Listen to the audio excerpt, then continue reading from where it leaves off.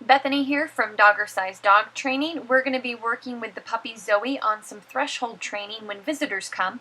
We're just going to be using spatial pressure. We're not going to incorporate treats at this point because they get her too excited and she usually goes a little crazy when people come in. So we're just doing this video to show how this is how she should behave when people come in, as well as every time she goes for a walk. She should wait in front of the door, nice and calmly.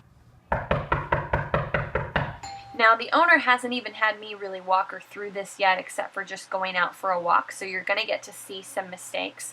Now, she sets up Zoe off camera in a sit where you can't see her, but clearly that won't work because when the owner goes to answer the door, the dog's going to pop up and want to rush the door.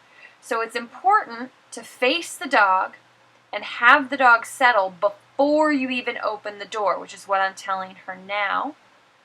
Is just to wait, to stand there in front of the dog and wait. And she just used a hand motion to have Zoe sit because she's not on just verbals yet. There's no treats, it was just a hand motion. Now I told the owner just to move to the side, see if Zoe bolted forward, and she didn't.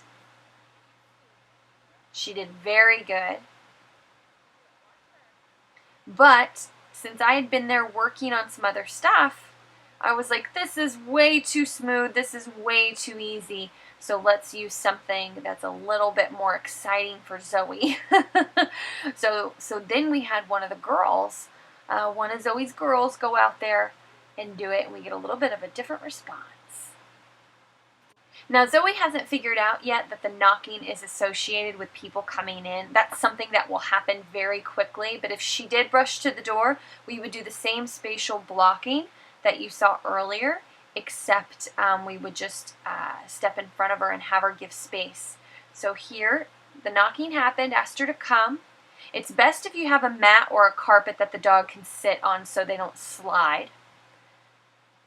Now, there's the girl.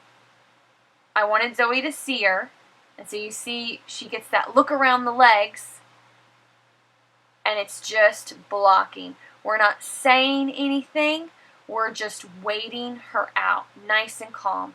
So now we test Zoe by backing off to see if she gets up, because if she gets up, then we can turn into her and correct her with just the spatial pressure.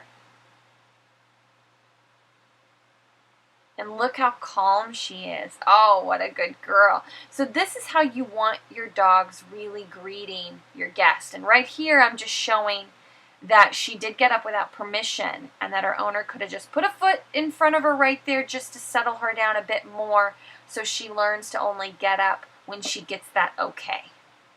Now you're probably thinking this puppy is perfect, but you have to understand we practiced this with the walking, see right here, with just going for a walk probably I think it was 3 or 4 times before we practice with an actual person behind the door. So every time Zoe goes for a walk, she has to sit and wait, the door has to be open, and she has to be patient before she gets permission to actually go out for a walk. And by setting this foundation when there's not an actual person behind the door, will make it so much easier when you do actually have those people at the door, okay? So I just wanted to let you in on the fact that we did work on this right before, and as you can see, it made a huge difference. Now right here you should see a link, or you can check the information down below for a dog that was a little bit more challenging because it was an adult dog learning a threshold behavior at a gate. So you can check that out for a little bit more insight. Also, we have a slew of videos with Zoe, including her out on the walk, crate training, and drop it, and those are all included below in the information section if you're looking for some puppy info.